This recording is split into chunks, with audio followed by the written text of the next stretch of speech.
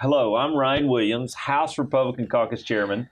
I'm here today with my good friend Gary Hicks from the Fighting Ninth District up in Upper East Tennessee, and it's great to have you here today. Thank you very much. Good to be here. Yeah, it's awesome. We've got a lot of different things to talk about today, but I always like to talk about something that's really important to me, and that's food.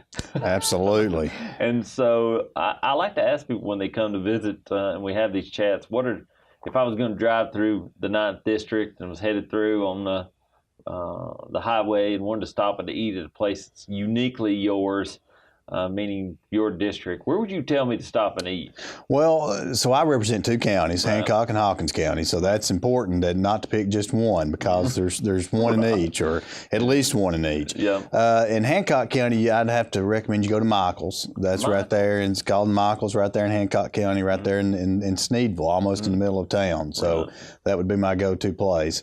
And then as far as Rogersville, there's several, but the big one right now is probably Pig and Chick. It's a barbecue place there, and it's pretty darn good. So if you ever get a chance to go through there, it's fine home cooking. Pig and Chick. It's barbecue and chicken. You can't go wrong there. Well, that sounds great. I don't think I've been through there a little bit of times, a few times, but I don't think I've ever heard of either one of those.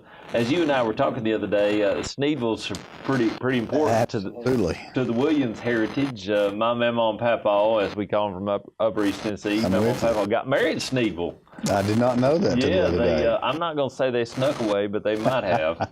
And it's always great to hear about Sneedville. I think about my grandmother. I saw her this weekend. She's 101. So, really? Good for her. Us Upper East Tennessee boys, the genes work pretty good. So absolutely. You already said about your district, and that was something that I really wanted to ask you in Hawkins and Hancock County. But one of the things I also like to ask people is the big why question. You know, I think a lot of times people, because we're out there knocking doors or eating chicken and barbecue, that people don't really get an opportunity to hear what the why of it. I think your story is pretty unique in what you do for a living too, and sure, it's really service oriented anyways. But if you don't mind, tell those people why does Gary Hicks run for office? Why is this so important to you and your family? Well, I'll tell you, I guess, first of all, to start, how I got into it. I actually got into, I guess, the political arena back in 2006, and it was through an initiative through the Hawkins Leadership class or program.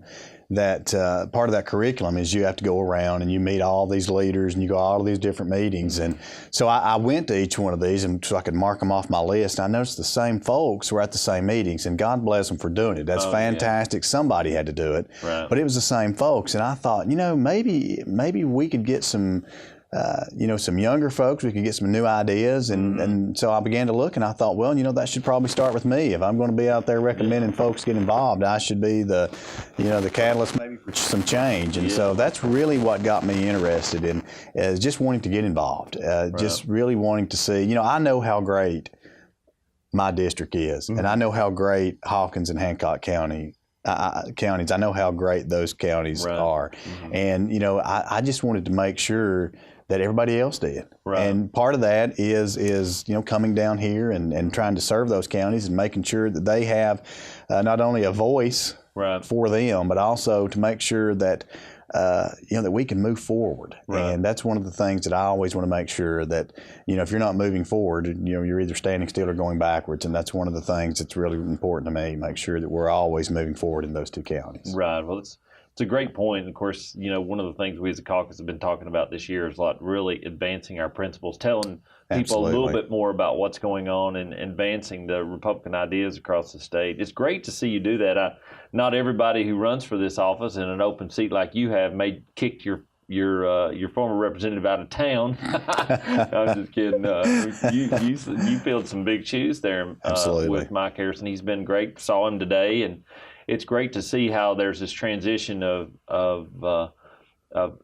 not just institutional knowledge, but also in the role that he played here. You've really filled in well and done a great job. Really excited to have you here. You and I serve on budget sub together. You served there longer than I have, to be honest.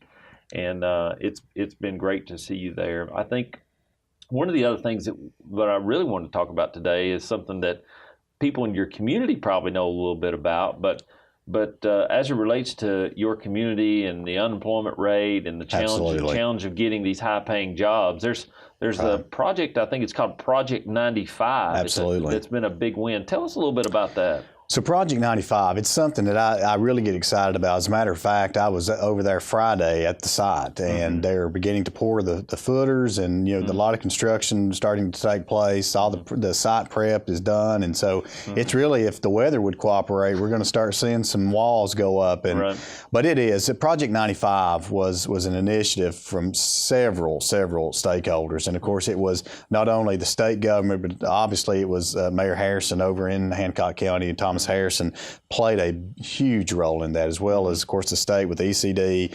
Some federal monies were mixed in there. So you just see a really, just a lot of folks coming together. And the main goal was trying to get some jobs created over there. And so one of the things that the project did, or it's going to do, we hope, is going to supply about 100 jobs.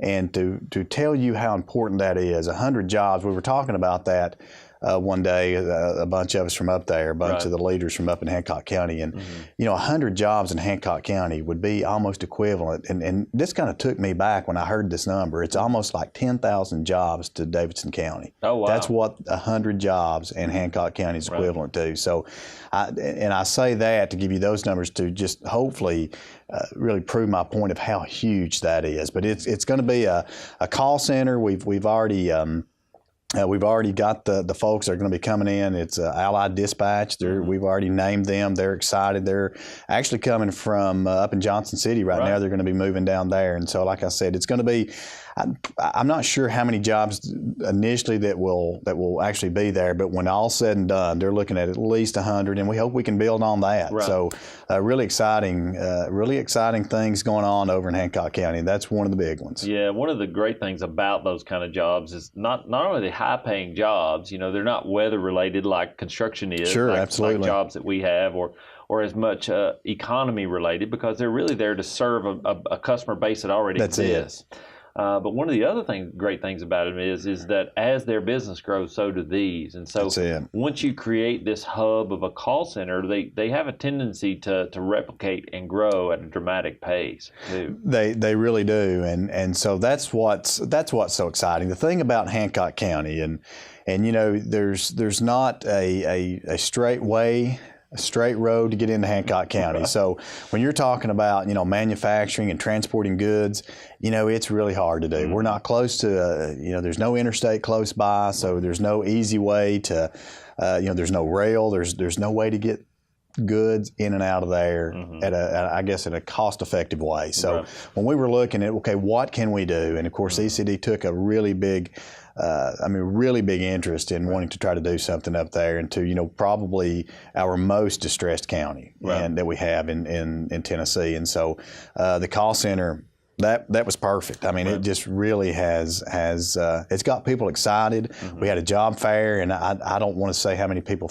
showed up because I didn't count them, but there were a ton of folks showed up. They're excited. They're ready to go to work. And so we have a workforce that's ready for a change, that's actually ready to stay in Hancock County instead of traveling outside to, a lot of folks go to Hawkins County and Hamlin County and those surroundings. So it's going to be nice that those folks can actually stay home. Right, and you're changing the generation of people. Man. Yeah, it's a great opportunity though, and I know you recognize Harrison and some other ones that were there from the county that are very important. But those things don't happen without good representative government, people in the legislature that are there advocating on behalf of the 9th District like you have there. And I know that there's a lot of money. ECD can spend money in a lot of different places, but I do know in communicating with the governor and ECD, this was something that was important to you, something you've advocated for a long period of time, and it's great to see a win, not just for